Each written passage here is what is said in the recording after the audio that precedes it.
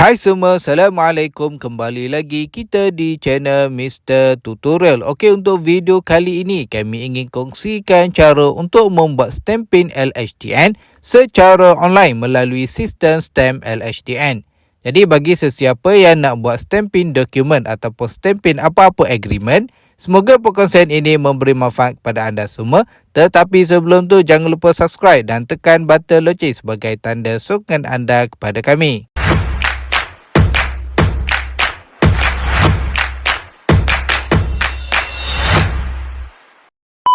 Okey, macam biasa anda perlu buka Google di telefon anda. Kemudian dekat sini anda perlu membuat carian. Anda type je stamp LHDN dan kemudian akan keluar hasil carian ini.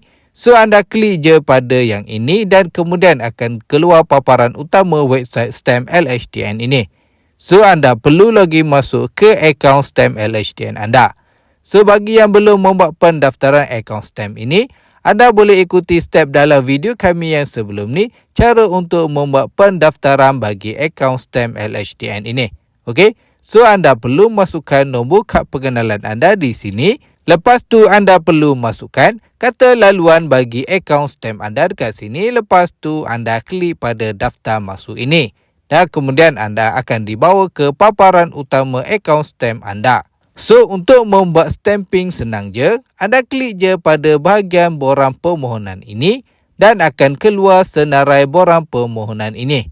So, untuk membuat stamping, anda klik je pada bahagian penyenteman ini dan kemudian akan keluar paparan maklumat am ini. So, dekat bahagian ini anda akan nampak beberapa jenis stamping yang anda boleh buat dan cara untuk membuat kesemua stamping ini sama je cara dia. Okey? Nama je yang lain, cuma cara nak buat sama je. So dekat sini ada jenis stamping pindah milik harta tanah, jenis pindah milik saham, jenis pindah milik perniagaan, ada jenis security. Ini adalah contoh senarai stamping under security. Okey, ada jenis stamping sewa dan pajakan dan ini adalah contoh sewa dan pajakan. Dan yang last sekali adalah jenis stamping am. Dan ini adalah contoh senarai jenis stamping bagi am. So anda boleh pilih jenis stamping yang mana yang anda nak buat bergantung kepada surat perjanjian yang anda hendak buat stamping. Macam saya nak buat stamping untuk penyenteman am. So saya tik yang ini je. Lepas tu anda klik pada pejabat stamp ini dan anda boleh pilih negeri anda. Okey? Lepas tu anda perlu masukkan tarikh perjanjian. Tarikh ini anda boleh dapatkan ataupun anda tengok je dekat bahagian hadapan surat perjanjian anda. Untuk bahagian tarikh perjanjian, jika ditandatangani di luar negara ini, yang ini anda boleh tinggalkan kosong je jika tiada kaitan dengan surat perjanjian anda. Lepas tu anda klik pada seterusnya ini dan kemudian akan keluar paparan ini. So dekat sini anda perlu lengkapkan kesemua bahagian ini untuk anda completekan stamping anda. Okey, untuk bahagian maklumat am ini, anda perlu masukkan nama perjanjian anda. Anda boleh tengok di surat perjanjian anda. Anda boleh tulis je apa-apa nama yang berkaitan dengan surat perjanjian anda. Lepas tu anda klik pada simpan maklumat am ini dan akan keluar paparan borang maklumat am telah disimpan. Seterusnya kita pergi kepada bahagian A ini. Anda klik pada bahagian A ini dan akan keluar paparan maklumat pihak pertama dan pihak kedua ini. So dekat sini anda perlu masukkan maklumat pihak pertama dan juga maklumat pihak kedua macam dalam surat perjanjian anda. Untuk maklumat pihak pertama, anda boleh klik pada individu ini jika surat perjanjian anda melibatkan perjanjian di antara individu. Anda klik di sini dan akan keluar paparan ini. So, anda perlu masukkan maklumat individu bagi pihak pertama dalam perjanjian anda. Jika perjanjian anda melibatkan syarikat, anda perlu klik pada bahagian syarikat berdaftar dengan SSM ini dan kemudian akan keluar paparan ini. So, anda perlu masukkan maklumat syarikat bagi pihak pertama sebagaimana dalam perjanjian anda. Okey? Anda perlu masukkan kesemua maklumat yang diminta ini.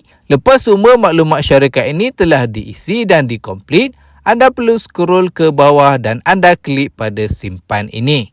Dan dekat bahagian pihak pertama ini akan keluar nama dan maklumat syarikat yang anda masukkan tadi sebagai pihak pertama sebagaimana dalam perjanjian anda. Seterusnya, anda perlu masukkan maklumat bagi pihak kedua sebagaimana dalam surat perjanjian anda. Sama juga, anda perlu klik pada individu ini jika pihak kedua anda melibatkan individu. Ataupun anda boleh klik pada syarikat ini jika pihak kedua dalam perjanjian anda melibatkan syarikat. Okey, anda klik di sini dan akan keluar paparan ini. So, dekat sini anda perlu masukkan maklumat pihak kedua dekat bahagian sini.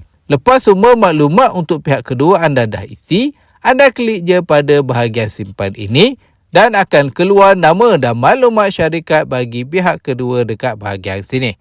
Lepas tu anda scroll ke bawah dan anda klik pada simpan ini dan kemudian akan keluar paparan borang telah disimpan ini. So, seterusnya kita klik pada bahagian B ini. Anda klik di sini dan akan keluar paparan maklumat perjanjian ini. So, dekat bahagian bawah ni, anda akan nampak tarikh perjanjian anda bagi agreement anda dekat sini. Okey? Yang dekat luar negara ni, anda boleh tinggalkan kosong jika tak ada kaitan dengan anda. Anda scroll ke bawah sikit.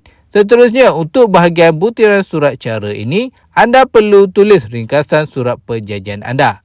Anda tulis ringkas je, tak perlu panjang-panjang. Okey? Lepas tu, untuk bahagian bilangan salinan perjanjian yang di stamping ini, anda boleh masukkan bilangan berapa salinan stamping yang anda nak buat. Untuk bahagian permitan pengecualian ini, anda boleh tinggalkan kosong je jika tiada kaitan dengan perjanjian anda. Lepas tu, anda klik pada simpan ini dan akan keluar paparan borang telah disimpan ini. So, seterusnya kita ke bahagian seterusnya.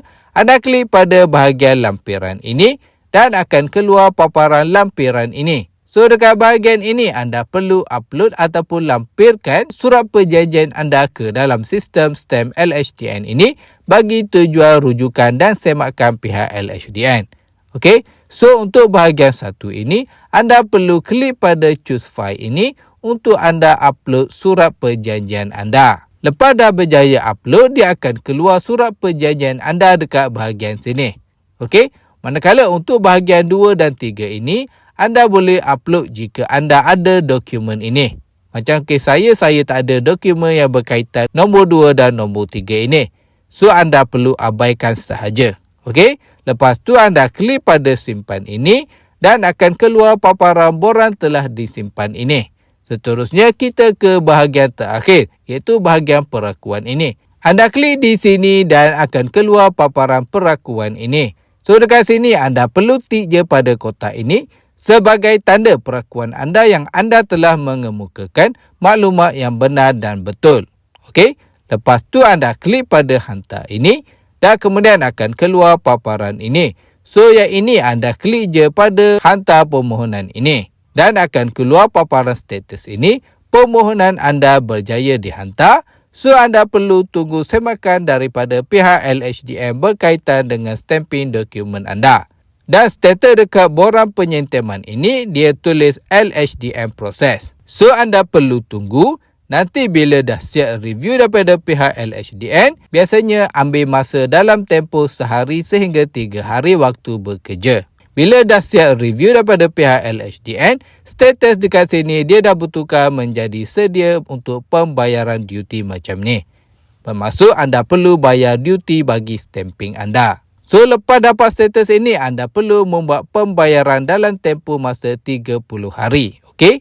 Jika tak bayar dalam tempoh 30 hari, anda akan dikenakan penalti. So, anda klik je pada bahagian ini dan akan keluar paparan bawah ini.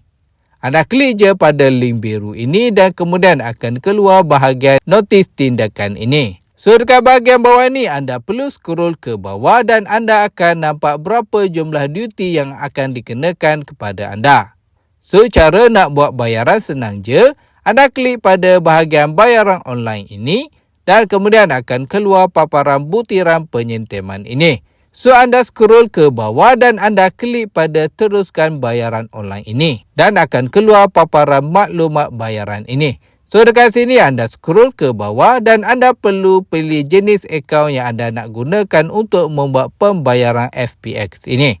Anda klik di sini dan anda perlu pilih jenis akaun yang anda nak guna, sama ada anda nak guna perbankan individu ataupun anda nak guna akaun korporat. Seterusnya, anda perlu pilih jenis bank yang anda nak gunakan untuk pembayaran ini. Macam saya guna Maybank To You ini, dan lepas tu anda klik pada bayar ini. Dan secara automatik Maybank To You anda akan dibuka.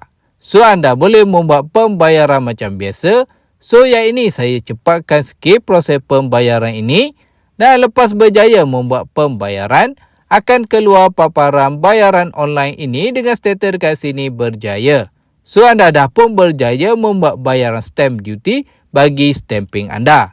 Lepas tu anda klik pada kembali ini dan kemudian akan keluar paparan ini. So, dekat bahagian status ni dia tulis belum cetak. Bermaksud anda belum cetak sijil stamping anda. Dan apa yang paling penting dekat sini, dia dah bagi tahu anda hanya dibenarkan mencetak ataupun menyimpan hanya sekali sahaja.